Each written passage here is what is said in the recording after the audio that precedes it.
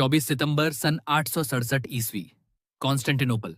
Byzantine साम्राज्य का सम्राट अपने शयन कक्ष में गहरी नींद में सो रहा है। वह इतना नशे में है कि उसे दरवाजा खुलने की आवाज भी सुनाई नहीं देती। जो आदमी उसकी ओर बढ़ रहा है वह कोई अजनबी नहीं है। सम्राट ने कभी उसे एक अस्तबल में पाया था।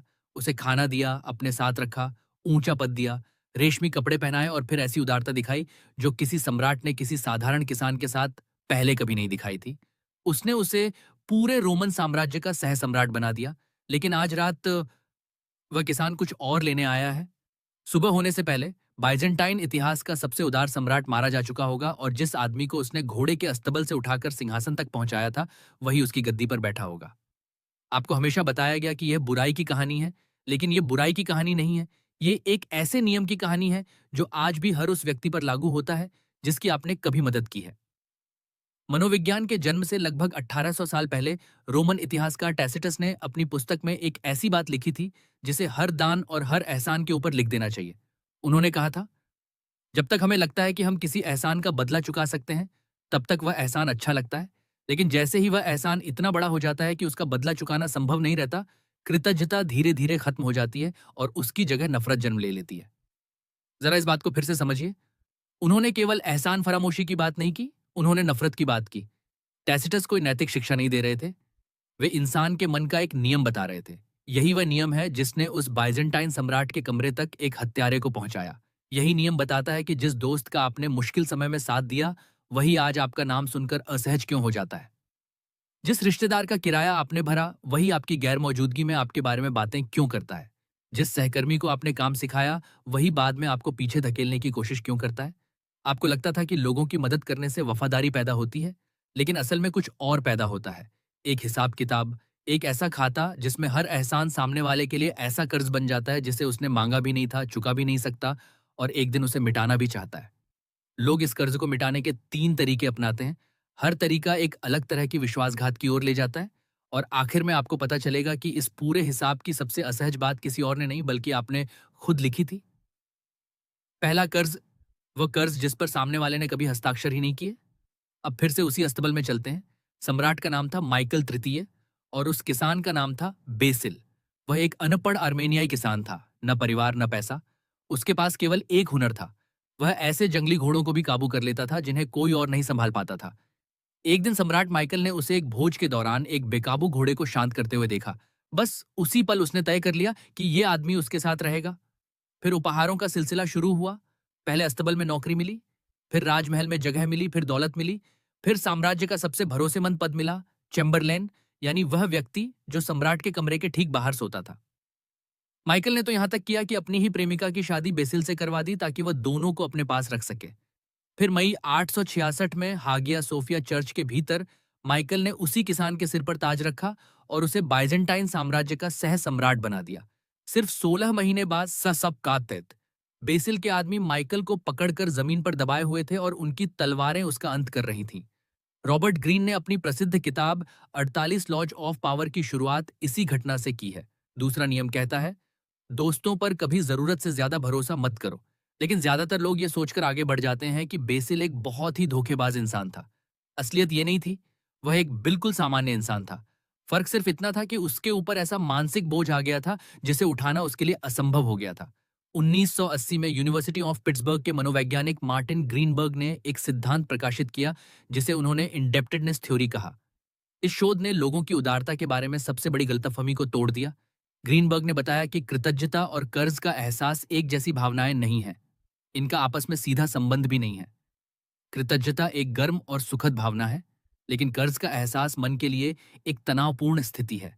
ऐसी स्थिति जिसे हमारा दिमाग खतरे की तरह महसूस करता है। एहसान जितना बड़ा होगा उसे लौटाना उतना ही मुश्किल होगा, और जितना लौटाना मुश्किल होगा उतनी ही जल्दी कृतज्ञता बदलकर उस भावना में बदलने लगेगी जिसमें इंसान को ऐसा लगता है जैसे अब वह किसी का कर्जदार बनकर रह गया हो। छोटा एहसान आसानी से लौटाया जा सकता है, इसलिए वह कृतज्ञता पैदा करता है। लेकिन बहुत बड़ा एहसान एक लेनदार पैदा करता है, और कोई भी इंसान अपने लेनदार से हमेशा प्यार नहीं करता। माइकल ने बेसिल को जो भी दिया वह हर बार उस कर्ज को और बड़ा करता गया, जिससे बाहर निकलना बेसिल के लिए लगभग असंभव हो गया। आखिर कोई उस व्यक्ति का बदला कैसे चुका सकता है जिसने उसे पूरी दुनिया दे दी हो, जब लौटाने का कोई रास्ता नहीं बचता। तो इंसान के पास एक आसान रास्ता रह जाता है, लेनदार को ही हटा दो और पूरा हिसाब खत्म हो जाएगा। मार्सेल मॉस नाम के प्रसिद्ध मानव विज्ञानी ने 1920 के दशक में प्रशांत उत्तर पश्चिम की कई जनजातियों का अध्ययन किया। उन्होंने देखा कि वहां के प्रमुख एक विशेष परंपरा निभाते थे, जिसे पॉटलैच कहा जाता था। इन समारोहों में एक प्रमुख अपने प्रतिद्वंद्वी को कंबल, नावें, तांबा और कई कीमती वस्तुएं उपहार में देता था। कई बार तो वह अपनी ही संपत्ति सबके सामने नष्ट कर देता था, सिर्फ ये दिखाने के लिए कि उसके पास इतना धन है कि वह उसे खो भी सकता है। सुनने में यह उदारता लगती है, लेकिन सच बिल्कुल अलग था। जिस व्यक्ति को ये उपहार मिलते थे वह खुद को भाग्यशाली नहीं समझता था, वह खुद को अपमानित महसूस करता था, क्योंकि उस संस्कृति में एक बात खुलकर कही जाती थी जिसे आज की दुनिया सिर्फ महसूस करती है। ऐसा उपहार जिसे लौटाया न जा सके, वह लेने वाले को देने वाले से छोटा बना देता है। बिना बदला चुकाए उपहार स्वीकार करना मानो उसके सामने झुक जाना है। इसलिए पॉटलेस दान नहीं था, वह उपहारों के माध्यम से लड़ी जाने वाली एक तरह की लड़ाई थी। आज आपकी संस्कृति भी उसी नियम पर चलती है। बस फर्क इतना है कि अब कोई इसे खुलकर नहीं कहता। जब आपने अपने भाई का कर्ज चुकाया, जब आपने अपने दोस्त को नौकरी दिलाई, जब आपने किसी के लिए रात 2 बजे तक बैठकर सालों उसकी बातें सुनी, आपको लगा कि यह प्रेम है। शुरुआत में सामने वाले को भी ऐसा ही लगा, लेकिन धीरे धीरे उसके मन के बहुत गहरे हिस्से में एक और भावना जन्म लेने लगी, वही झुकने वाली भावना जिसे वह शायद कभी स्वीकार भी नहीं कर पाया। नीत्शे ने 10 स्पोक ज़रथुस्ट्रा में एक पंक्ति लिखी थी, बहुत बड़ा एहसान इंसान को कृतज्ञ नहीं बल्कि प्रतिशोधी बना देता है। उन्होंने ये भी कहा कि यदि एक छोटा सा उपकार भी इंसान को बार बार याद दिलाया जाए तो वह उसके भीतर एक ऐसे कीड़े की तरह पलने लगता है जो धीरे धीरे उसे अंदर से खा जाता है। आपको लगा था कि आप कृतज्ञता बो रहे हैं, लेकिन शायद आपने उसी कीड़े का बीज बो दिया था।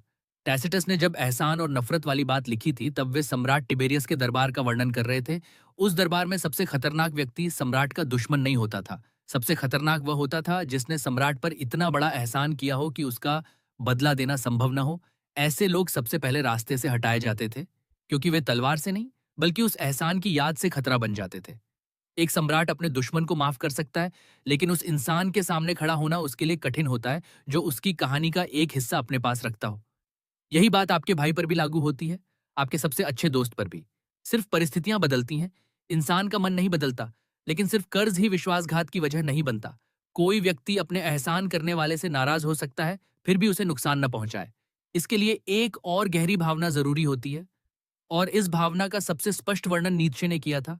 दूसरा कर्ज वह आईना जिसे सामने वाला तोड़ देना चाहता है। 1887 में अपनी पुस्तक ओनन द जीनियोलॉजी ओन ऑफ मोरलिटी में नीत्शे ने मानव अंतरात्मा का गहरा विश्लेषण किया। उन्होंने बताया कि जर्मन भाषा में शुल्ड शब्द का अर्थ एक साथ कर्ज और अपराधबोध दोनों होता है। यह कोई संयोग नहीं था। उनके अनुसार इंसान के भीतर अपराधबोध की भावना की शुरुआत ही लेनदार और कर्जदार के रिश्ते से हुई थी। किसी का कर्जदार होना यानी उसके सामने खुद को दोषी महसूस करना। अब इसे नीत्शे के एक और विचार से जोड़िए, रिसेंटिमेंट, यानी वह गहरी दबाई हुई नाराजगी जो कमजोर व्यक्ति ताकतवर व्यक्ति के प्रति महसूस करता है। जब वह सीधे मुकाबला नहीं कर सकता तो वह अपने ही मन में पूरी कहानी बदल देता है। वह सामने वाले को बुरा साबित कर देता है ताकि खुद को सही महसूस कर सके। यहीं आकर दोनों बातें एक हो जाती हैं, और यहीं से इस पूरी कहानी का असली अर्थ सामने आता है। जब आप किसी की बार बार सच्चे दिल से और बड़ी मदद करते हैं तो आप सिर्फ उसके मददगार नहीं रहते, आप उसकी जिंदगी के सबसे कमजोर दौर की चलती फिरती याद बन जाते हैं। हर बार जब वह आपको देखता है उसे अपना वही रूप याद आता है, जब वह टूट चुका था, जब उसके पास किराया देने के पैसे नहीं थे, जब वह अपनी शादी नहीं बचा पा रहा था, जब वह अपनी आदतों से हार चुका था।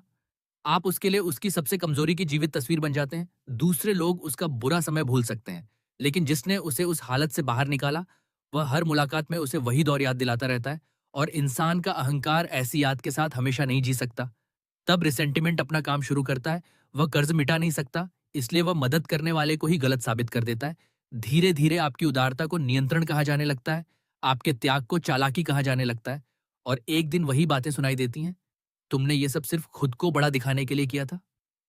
तुमने मुझे कभी भूलने ही नहीं दिया कि तुमने मेरी मदद की थी। तुम हमेशा खुद को मसीहा समझते हो। असल में वे आपका वर्णन नहीं कर रहे होते, वे अपनी यादों को बदल रहे होते हैं ताकि उन्हें कभी झुकना पड़ा था ये सच मिट जाए। शायद आपने भी अपनी जिंदगी में इसका छोटा सा रूप देखा होगा। सोचिए उस दोस्त के बारे में जिसे आपने उसकी जिंदगी के सबसे कठिन दौर में संभाला था। आधी रात की कॉल गैज, वह पैसा जिसे आपने कभी वापस नहीं मांगा, वे कई महीने जब उसकी पूरी दुनिया सिर्फ आपके सहारे खड़ी थी। फिर क्या हुआ? तुरंत नहीं, शायद 6 महीने बाद या 1 साल बाद उसके संदेश छोटे होने लगे, बातों की गर्माहट कम होने लगी, रिश्ते में एक अजीब सी औपचारिकता आ गई। जैसे कमरे की हवा बदल गई हो लेकिन कोई भी उस बदलाव का नाम न ले रहा हो। ऐसा इसलिए नहीं हुआ कि उसने आपकी परवाह करना छोड़ दिया था, बल्कि इसीलिए क्योंकि अब आपके पास बैठना उसे भीतर से कुछ महसूस कराने लगा था। हर मुलाकात उसे उसी इंसान से दोबारा मिलवाती थी जो कभी टूट चुका था। असल में आप उसका दोस्त नहीं खो रहे थे, वह सिर्फ अपनी एक दर्दनाक याद से दूर भाग रहा था। नीत्शे ने 10 स्पोक ज़रथुस्त्रा में दया करने वालों के बारे में लिखते हुए कहा था, जब तुम किसी पीड़ित की मदद करते हो तो अनजाने में उसके अभिमान को भी चोट पहुंचाते हो। और स्वाभिमानी इंसान अपने दुश्मन को तो माफ कर सकता है, लेकिन उस व्यक्ति को नहीं जिसने उसे उसकी सबसे कमजोर हालत में देखा हो। दुश्मन ने सिर्फ उसे हराया था, लेकिन आपने उसे हारते हुए देखा था। दुश्मन से खुलकर नफरत की जा सकती है, लेकिन आपकी तरफ जो भावना पैदा होती है वह अक्सर चुपचाप पलती है। और यही छिपी हुई नफरत धीरे धीरे विश्वासघात में बदल जाती है। बेसिल ने माइकल की हत्या उसकी उदारता के बावजूद नहीं की थी, बल्कि उसी उदारता ने उस हत्या की नींव रखी थी। हर नया उपहार उसे बार बार उसके पुराने जीवन की याद दिलाता था। वह अस्तबल, वह गंदगी और वह इंसान जो कभी वह था। माइकल को लगता था कि वह एक वफादार साथी बना रहा है, लेकिन अनजाने में वह एक ऐसे इंसान को तैयार कर रहा था जिसके पास निकलने का सिर्फ एक ही रास्ता बचा था। दरबार के एक अधिकारी ने माइकल को पहले ही चेतावनी दी थी। उसने साफ्टर कहा था, जिस आदमी को इतनी तेजी से इतना ऊंचा उठा दिया जाता है, उसके पास आगे बढ़ने के लिए सिर्फ एक ही रास्ता बचता है, अपने उपकार करने वाले के ऊपर चढ़ जाना। लेकिन माइकल ने उसकी बात पर हंस दिया, क्योंकि वह अपने ही हिसाब से इस रिश्ते को देख रहा था। उसे लगता था, मैंने इसे सब कुछ दिया है, यह हमेशा मेरा एहसानमंद रहेगा। यही बात सच थी, और यही सबसे बड़ी समस्या भी थी। अब तक आपने समझ लिया कि कर्ज नाराजगी पैदा करता है, और नाराजगी मददगार को ही गलत साबित कर देती है। शायद अब आपको लगे कि इसका समाधान आसान है, चुपचाप मदद करो, विनम्र रहो, कभी एहसान याद मत दिलाओ, अपने निशान मिटा दो। लेकिन इससे भी समस्या खत्म नहीं होती, क्योंकि अगला कारण उस व्यक्ति के भीतर नहीं होता जिसकी आपने मदद की थी, वह उन लोगों के भीतर होता है जो ये सब देख रहे होते हैं। तीसरा कर्ज, समूह हमेशा सबसे अच्छे इंसान को भी गिराना चाहता है। 2010 में वॉशिंगटन स्टेट यूनिवर्सिटी के 2 मनोवैज्ञानिकों क्रेग पार्क्स और अस्को स्टोन ने एक बेहद दिलचस्प प्रयोग किया। लोगों को टीमों में बांटकर एक संसाधन वाला खेल खिलाया गया। जो जितना ज्यादा योगदान देता, पूरी टीम को उतना लाभ मिलता। कुछ नकली खिलाड़ियों को जानबूझकर टीम में शामिल किया गया। कुछ ऐसे थे जो कम देते और ज्यादा लेते थे, और एक खिलाड़ी ऐसा था जो सबसे ज्यादा देता और सबसे कम लेता था। खेल खत्म होने के बाद सभी से पूछा गया, यदि किसी एक खिलाड़ी को टीम से निकालना हो तो किसे निकालेंगे? लोगों ने स्वार्थी खिलाड़ी को निकालना चाहा। यह तो स्वाभाविक था, लेकिन हैरानी की बात यह थी कि लगभग उतनी ही संख्या में लोगों ने सबसे उदार खिलाड़ी को भी बाहर करने के पक्ष में वोट दिया, यानी वही व्यक्ति जिसकी वजह से पूरी टीम को सबसे ज्यादा लाभ हुआ था। जब शोधकर्ताओं ने वजह पूछी तो जवाब चौंकाने वाले थे। वह भी हमें बुरा दिखाता है। वह खेल वैसे नहीं खेल रहा जैसा बाकी लोग खेलते हैं। लोगों को डर था कि उसका स्तर ही एक दिन सबके लिए नया मानक बन जाएगा, और कोई भी उस मानक पर जीना नहीं चाहता था। 2 साल बाद व्हार्टन और स्टैनफोर्ड विश्वविद्यालय के शोधकर्ताओं ने इसी तरह की एक और मानसिक प्रवृत्ति पर अध्ययन किया। उन्होंने इसका नाम दिया डू गुडर डेरोगेशन, यानी ऐसे व्यक्ति के प्रति नकारात्मक भावना जो बहुत अच्छे काम करता हो।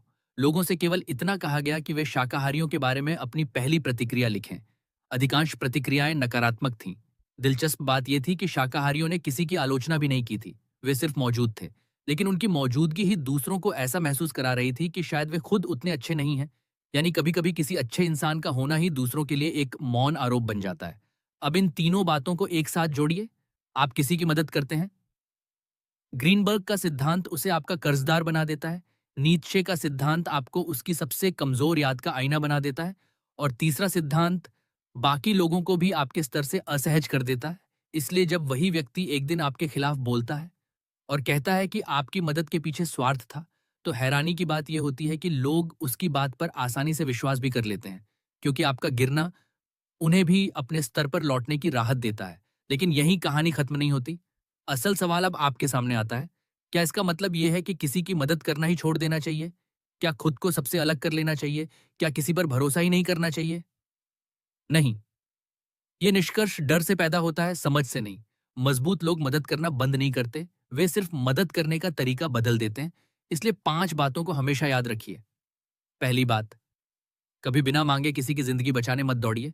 जिस मदद की मांग ही न की गई हो वह कई बार मदद नहीं बल्कि दूसरे की भूमिका तय कर देना बन जाती है। पहले पूछिए, क्या तुम्हें मेरी मदद चाहिए? अगर जवाब नहीं हो तो उसका सम्मान कीजिए, क्योंकि जिसने मदद मांगी उसने अपनी गरिमा बचाए रखी और जिसने नहीं मांगी उससे उसकी गरिमा छिन सकती है। दूसरी बात, कभी हर एहसान इतना ही बड़ा रखिए कि उसका बदला चुकाया जा सके। ग्रीनबर्ग का सिद्धांत तभी जहरीला बनता है जब कर्ज लौटाना असंभव हो जाए, इसलिए मदद धीरे धीरे कीजिए। और जब सामने वाला बदले में कुछ देना चाहे, चाहे वह बहुत छोटा ही क्यों न हो, उसे खुशी से स्वीकार कीजिए।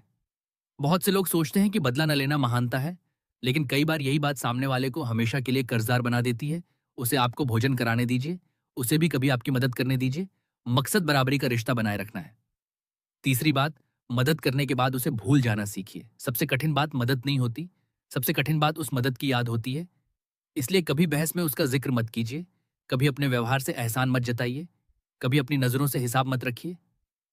जो लोग वर्षों तक लोगों के दिलों में सम्मान बनाए रखते हैं, उनमें एक बात समान होती है, उन्हें अपने किए हुए उपकार गिनाने की आदत नहीं होती।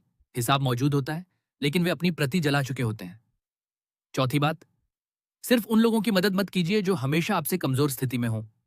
अपने बराबर के लोगों की भी मदद कीजिए। उन लोगों का भी साथ दीजिए जो आगे बढ़ रहे हैं, क्योंकि बराबरी में की गई मदद साझेदारी बनती है, जबकि हमेशा नीचे की ओर की गई मदद कई बार रिश्ते को बचाव और निर्भरता में बदल देती है।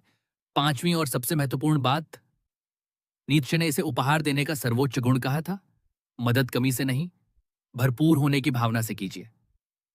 जब आपका दिल इतना भरा हो कि देना स्वाभाविक लगे, तब मदद सबसे शुद्ध होती है। लेकिन जिस दिन आपकी मदद के बदले आपको धन्यवाद, वफादारी, पहचान या अपनी महानता का एहसास चाहिए हो, उसी दिन वह उपहार नहीं रहता, वह एक छिपा हुआ सौदा बन जाता है। और लोग ऐसे सौदों की कीमत हमेशा नहीं चुकाते। इतिहास की ओर फिर लौटते हैं। बेसिल को उसके अपराध की कोई बड़ी सजा नहीं मिली। उसने 19 वर्षों तक शासन किया। उसके वंश ने लगभग 200 वर्षों तक बाइजेंटाइन साम्राज्य पर राज किया। उसे इतिहास ने सफल शासकों में गिना। और माइकल, जिसने उसे सब कुछ दिया था, आज इतिहास में मुश्किल से याद किया जाता है, सिर्फ एक सवाल के जवाब के रूप में। वह कौन सा सम्राट था जिसकी हत्या उसी व्यक्ति ने की जिसे उसने सबसे बड़ा उपहार दिया था? इतिहास हमेशा गलत उधार का पैसा वापस नहीं करता। अब आज रात एक बार अपने जीवन का हिसाब कीजिए। उस व्यक्ति के बारे में सोचिए जिसकी आपने सबसे ज्यादा मदद की है। यह मत पूछिए कि क्या वह आपका आभारी है, क्योंकि कृतज्ञता तब तक बहुत सुंदर दिखाई देती है जब तक वह अचानक बदल न जाए। इसके बजाय ये पूछिए, क्या वह कभी आपका एहसान चुका सकता है? क्या वह रिश्ता अभी भी बराबरी तक पहुंच सकता है, या आपने अनजाने में उसे इतना बड़ा बना दिया है कि उसके लिए लौटना अब संभव ही नहीं रहा? और फिर अपने आप से एक आखिरी सवाल पूछिए, अगर एक दिन वह व्यक्ति पूरी तरह संभल जाए, उसे आपकी बिल्कुल जरूरत न रहे, और वह आपके सामने बिना किसी कर्ज, बिना किसी एहसान और पूरी बराबरी के साथ खड़ा हो, तो क्या उस दृश्य से आपको सच्ची खुशी होगी, या आपके भीतर कहीं हल्की सी खालीपन की भावना उठेगी? उस सवाल का जो भी जवाब है, वही तय करेगा कि आपकी दयालुता लोगों को मजबूत बना रही है या सिर्फ नए कर्जदार तैयार कर रही है। क्योंकि कर्जदार देर सवेर अपने हिसाब की किताब बंद करने जरूर लौटते हैं।